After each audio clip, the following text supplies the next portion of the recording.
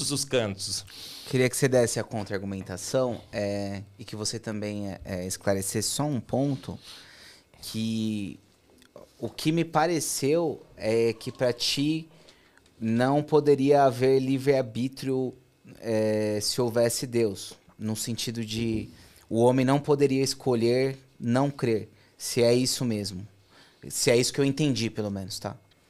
Não é exatamente isso, não. Começando respondendo o seu ponto, pode haver livre-arbítrio e, ainda assim, Deus facilitar o caminho da pessoa de modo com que ele entenda a existência de Deus naturalmente, assim, sabe? Sem ser coercitivo. Porque, no seu ponto de vista, ele não faz isso, né? Não. Tá. Porque senão a gente estaria concordando aqui, né? Eu estaria perfeitamente convertido e tal. Então, agora, aproveitando para fazer um gancho em resposta ao Marcos, não é necessariamente uma opressão se ele facilitar o caminho até ele. Ele pode trazer uma visão mística em um sonho, ou um dia a centelha, vou para a igreja esse domingo, sabe? E a pessoa vai lá e enxerga. Posso fazer só um break? Claro, por favor. Você sabe as visões que os muçulmanos estão tendo de Jesus? Inúmeras e inúmeras e inúmeras. Jesus está aparecendo para os muçulmanos em sonho. Sensacional, vários e vários relatos. Só esse breakzinho. Então, se ele quiser aparecer no meu sonho também, pode ser o próximo. Não seria um problema. Eu não estou resistindo. Sim, sim. Sim.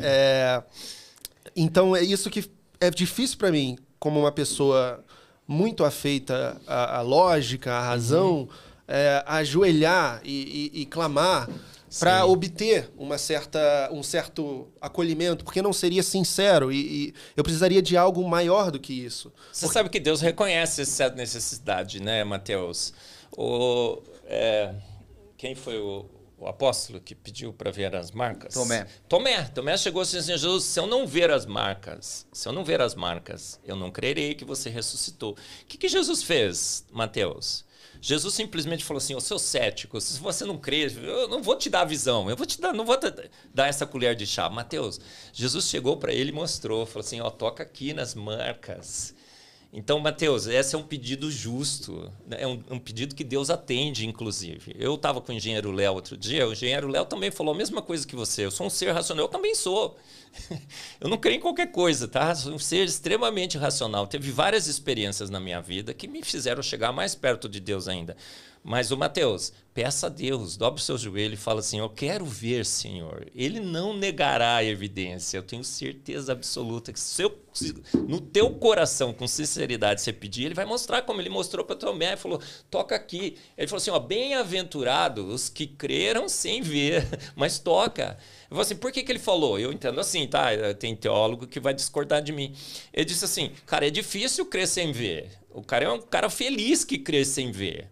Mas toca.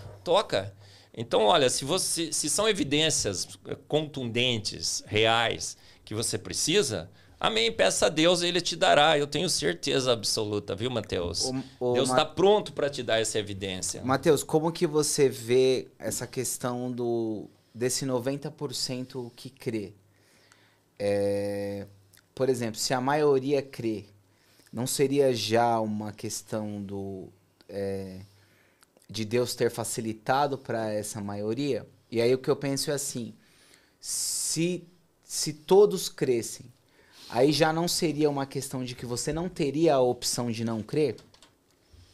Bom, tem duas perguntas aí, né? Se todos crescem, eu ainda teria a opção de não crer, mas eu ia ser coagido, né? Eu ia ficar muito tendencioso a crer. Sim. E se fosse usar a estatística de que a maioria crê, as pessoas que creem são a maioria ou a minoria, eu acho que nesse caso Deus sai perdendo, porque pegando o mundo inteiro, a maioria das pessoas não são cristãs. Não, mas a maioria crê em alguma coisa, entendeu? Tá, mas a gente está falando de um Deus específico, com atributos específicos. Eu não posso colocar Krishna e o Deus cristão no mesmo saco. São coisas muito diferentes. Tudo bem, mas eu digo assim, na tua posição de ateu, você acredita que não existe nada. Não. Se alguém acreditar no Krishna, ele já não é ateu. Certo. Não, digo assim, só deixando esclarecido isso. Certo. Isso. Para mim, ateísmo é afirmar a proposição de que divindades não existem. Isso, exatamente. Isso que eu tô falando. Se você for pegar o mundo inteiro crê em alguma coisa metafísica, né? Eu também creio em alguma coisa metafísica, porque metafísica não é a mesma coisa que místico. Metafísica é só como você vai explicar a existência. No caso, eu sou um naturalista metafísico. Eu acho que tudo aconteceu com causas naturais. Nunca houve nem jamais haverá qualquer ente ou causa sobrenatural. Não tem nenhuma inteligência por trás, seria isso? Não, não tem. É tudo natural, a inteligência é algo que evoluiu na natureza. Tá, então a gente pode entrar no segundo tema. Mas eu não terminei de responder o que você me perguntou. Não, então fica à vontade. Porque tem uma outra resposta também para essa questão da quantidade. Eu vejo que a necessidade de crer é algo muito grande, assim. Né? O Michael Shermer, que é um grande cético, ele tem o livro Cérebro e Crença, ele explica porque muitas pessoas são religiosas. A gente tem um anseio de trazer um acalento, né? Um acolhimento para os nossos, o medo da morte, a esperança de coisas que a gente vai conseguir. Especialmente pessoas com pouco acesso à educação, como é o caso de muitos países em desenvolvimento e subdesenvolvidos, tal qual o Brasil, isso tende a ser mais forte. Então, a religiosidade no Brasil vai ser mais forte do que na Noruega, do que na Suécia, hoje em dia. A gente falando aí de países nórdicos que têm um índice de religiosidade baixíssimo, hoje em dia, comparado com países como o Brasil. Então, tá aí a outra resposta. Tá. Eu vou fazer assim, então. O Eberlin dá uma... Nossa, eu queria falar dos países nórdicos e da religiosidade do brasileiro, porque exato. Ele é pouco culto. Aí, assim, vou dar mais 2 argumentos para cada um desse tema e depois a gente muda para outro tema. Deixa eu só falar mais uma coisinha sobre que Deus não se esconde, Mateus. A Bíblia diz que o Espírito Santo nos convence do pecado, da justiça e do juízo. Então, não só Deus se revela na natureza, na criação dele, de uma forma indesculpável, porque a Bíblia diz de forma que nós somos indesculpáveis. É tanta evidência de Deus que você não tem desculpa para dizer que ele não existe. É o que a Bíblia fala. Tá? Então, tornando os homens indesculpáveis. Os atributos invisíveis se veem claramente. Então, o homem natural pode estar lá no meio da tribo, lá como o Melquisedeque estava, como o centurião romano estava, um índio lá na tribo, ele olhando e falou assim, há um Deus.